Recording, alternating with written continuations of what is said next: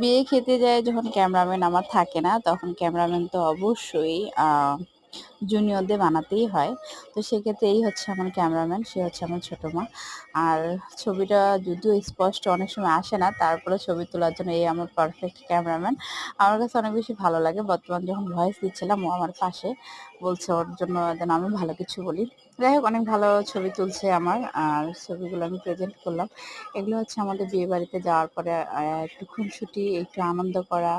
এখানে আমরা সবাই, আমার ভাইয়ের মেয়ে এমনকি ভাবিদের বাপের বাসায় যাওয়া।